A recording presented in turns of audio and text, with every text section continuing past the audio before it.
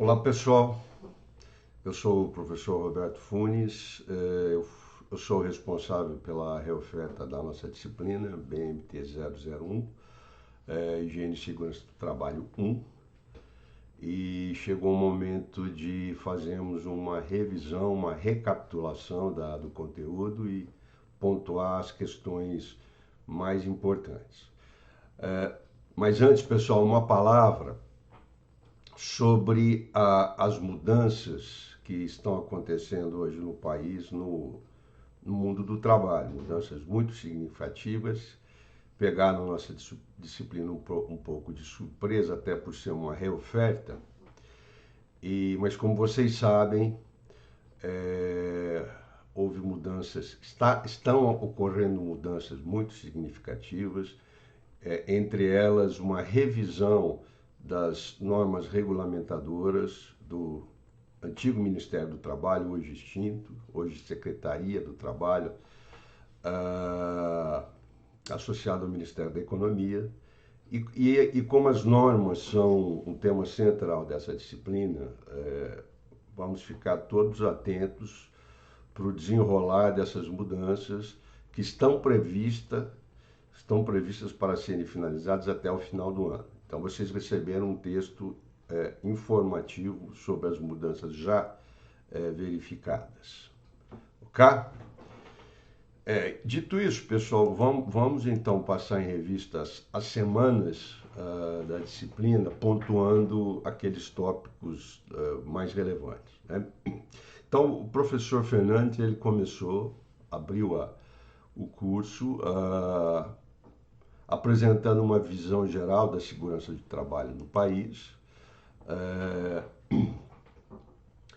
salientando a posição do país catastrófica do ponto de vista de acidentes de trabalho, num panorama mundial, fomos campeões mundiais, e as tomadas de atitude que ocorreram em particular a partir de 1978, que atenuou um pouco esse panorama. Tá? E, em particular, o professor aponta que efetivamente a proteção legal ao trabalho no país começa com algumas poucas leis, logo após o término da Primeira Grande Guerra, né, no século passado, e tem realmente um salto com a promulgação da CLT, das consolidação das leis do trabalho em 1943.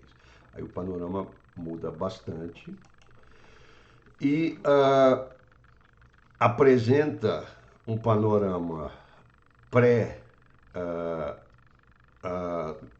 tomadas de atitudes em 1978, tendo esse ano como marco, e pós. Então, como exemplo, no ano de 1972, a relação acidentes e segurados, ou seja, só contemplando o emprego formal com carteira assinada, chegou próximo de 20%. Certo? Então, 2 a cada 10 trabalhadores eram acidentados. Era um índice absurdamente alto. Né? Essa iniciativa, essa campanha nacional para diminuir esses índices, ocorreu em 3 níveis.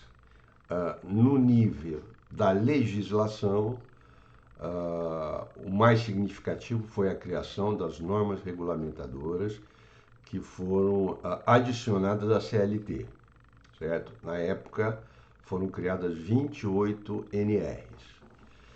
Na esfera da educação, pessoal, a iniciativa mais significativa foi a criação de 5 novas profissões: engenheiro de segurança do trabalho, técnico de segurança do trabalho, médico do trabalho, enfermeiro do trabalho e auxiliar de enfermagem do trabalho, para compor uma espécie de brigada de combate aos acidentes de trabalho. E na esfera da fiscalização, a criação delegacias regionais do trabalho na figura dos fiscais, dos fiscais em particular da observância dessas normas regulamentadoras. E essas medidas foram efetivas. Vocês, por exemplo, vocês começam já nos anos 2000 a relação trabalhadores e acidentes liquidados, ou seja, já finalizados, toda a parte legal, tem uma queda muito acentuada. Então, essas medidas realmente foram efetivas. Mas há uma nota não muito positiva, que é o fato de que as mortes continuam muito elevadas. Ou seja, isso indica que o número de acidentes efetivamente foi reduzido, mas os acidentes continuam sendo de muita gravidade. Uma situação que perdura. E o professor levanta um tópico fundamental para a gente entender o drama do acidente de trabalho no país, que é a existência de uma subnotificação muito, muito elevada. Então, é como se os dados oficiais formassem só a ponta do iceberg nessa imagem. Assim. Ou seja, uma série de acidentes ocorrem sem a emissão, por exemplo, das CAT, das comunicações de acidentes de trabalho, que são obrigatórias, muito em função de uma peculiaridade do nosso mercado de trabalho, que é o grande número de trabalhadores informais sem carteira assinada. Okay? E também, por exemplo, acidentes no meio rural, essa comunicação já é mais difícil, né? Mas, em particular, a grande informalidade do trabalho no país é que dificulta a gente conhecer os números mais reais de acidentes de trabalho no país. Bom, então, na semana 2, aí já comandada pelo professor Stone, ele foca na questão da terminologia e conceituação de acidentes de trabalho, porque há tradicionalmente alguma confusão conceitual entre, por exemplo, perigo e risco. Então, a ideia de que o perigo representa formas,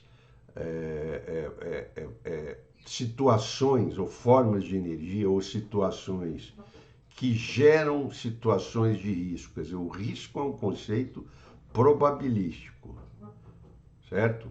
E ele ressalta, por exemplo, alguns termos usados nesse mundo da análise dos acidentes de trabalho e da prevenção a eles, o termo de desvio, uma condição desviante de uma norma, por exemplo, uma condição perigosa, um perigo efetivo.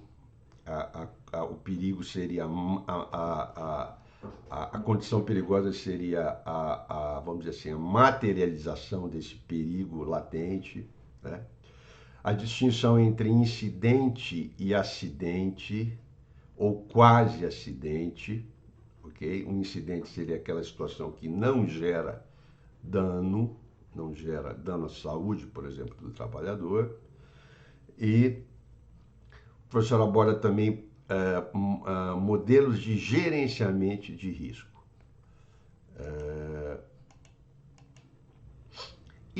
Em particular, nessa semana também vocês receberam um material que eu considero fundamental para quem está estudando o mundo do trabalho, em particular essa questão dos acidentes de trabalho, que são os modelos propostos e explicativos da gênese dos acidentes de trabalho, o porquê da ocorrência dos mesmos. Então, esse material que vocês receberam apresenta primeiro um modelo tremendamente influente, um modelo muito simplificador, reducionista, linear, que faz uma analogia da ocorrência do acidente como fosse uma sequência de peças de dominós que vão culminar, por exemplo, com a lesão. E esse modelo ele tem uma particularidade. Na grande maioria das aplicações dele, a vítima, ou seja, o trabalhador, é o culpado, ele que é o gerador desse acidente, o que é uma visão politicamente desastrosa e injusta, porque a gente sabemos que o fenômeno do acidente de trabalho ele é um fenômeno muito complexo e não deve ser explicado por um modelo tão simplista. Então, e esse material apresenta para vocês uma teoria mais moderna, multicausal, que em um certo período foi inclusive proposta pelo Ministério do Trabalho para se tornar um modelo, assim, vamos dizer, padrão de explicação aqui no país dos acidentes de trabalho, que é o modelo da árvore de causas. Ok? Bom, professor, ele insiste bastante nessa questão da terminologia, para não provocar confusão, e ele fala um pouco também sobre modelos de prevenção, modelos de controle, imposição de barreiras em 3 níveis. Proteções coletivas, proteções individuais, o uso de equipamentos de proteção individual, proteções administrativas, barreiras administrativas como sinalização, são formas de prevenção de acidentes de trabalho. Ele apresenta para vocês também um método de gerenciamento, um processo de gerenciamento do risco, que, bom, em algumas etapas, que passa pelo estabelecimento do contexto, identificação das condições perigosas, análise do risco e a valoração do risco, inclusive com o apoio de algumas ferramentas de análise. Na semana 3, pessoal, o professor Fernandes ele vai apresentar para vocês a tipologia reconhecida pela nossa legislação dos riscos em situação de trabalho, chamados riscos ambientais. E ele apresenta 5 categorias de risco, discriminando e dando exemplo dos riscos físicos, dos riscos químicos, dos riscos biológicos, dos riscos ergonômicos, uma modalidade, um reconhecimento de uma modalidade mais recente de risco, e os riscos de acidente. Então, rapidamente, pessoal, os riscos físicos referem-se a essas formas de energia que se encontram dispersas nos ambientes de trabalho, as formas de radiação, energia sonora, ruído, vibração, temperatura, essa categoria de risco. Os riscos químicos se devem à possível presença de substâncias químicas que possam ser danosas. Os riscos biológicos se referem, por exemplo, a patógenos, a substâncias que podem trazer, são contaminantes, que são fatores de risco muito claros, por exemplo, na área do trabalhador da saúde, por exemplo, né? Os riscos ergonômicos, que se referem a configurações do espaço de trabalho ou da própria forma como o trabalho é organizado, podem trazer uma série de problemas. E o risco, chamado risco de acidente ou riscos mecânicos, que são a possibilidade da lesão surgir no contato, por exemplo, com partes móveis de máquinas, partes desprotegidas, iluminação insuficiente, que pode levar, por exemplo, a quedas, escorregões, etc. Esse tipo de risco. Então, vocês receberam informação sobre cada um desses fatores de risco, certo? O professor também faz uma referência a uma das normas, que é a NR9, que regula a formação, obriga a criação do PPRA, o Programa de Prevenção de Riscos Ambientais. Em particular, essa norma já sofreu revisão, ainda não foi promulgada a nova versão, mas possivelmente o PPRA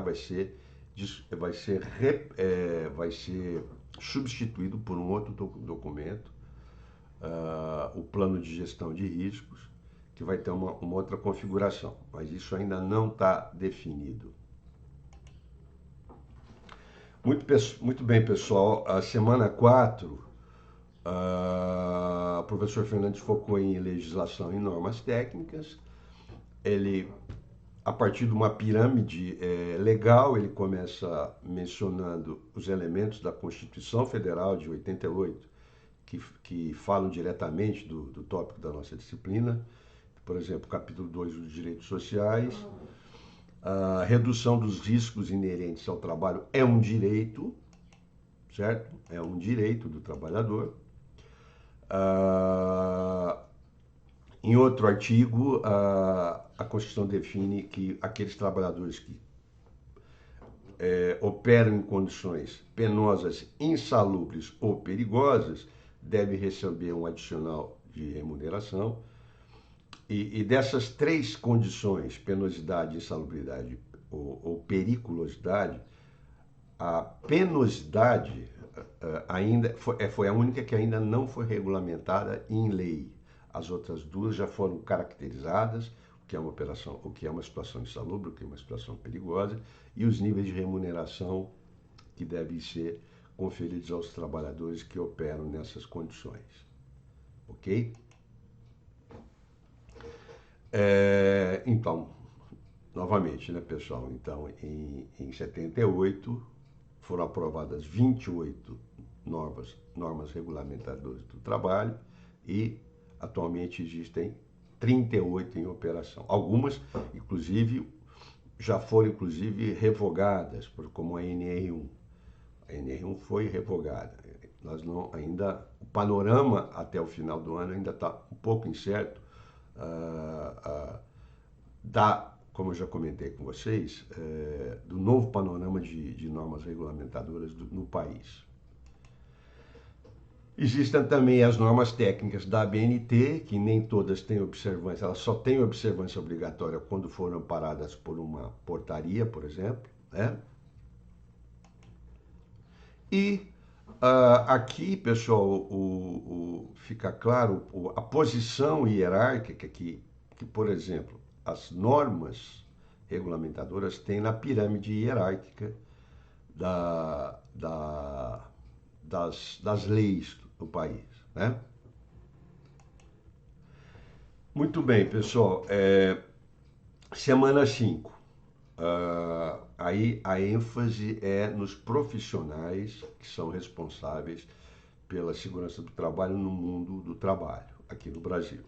Então ele faz em particular uma referência à NR4, a norma regulamentadora número 4, que regula a formação dos serviços especializados em saúde e medicina, em segurança e medicina do trabalho, formado por esses 5 profissionais, certo? Entre outras coisas, a norma explica como devem ser formados, ou seja, em função de duas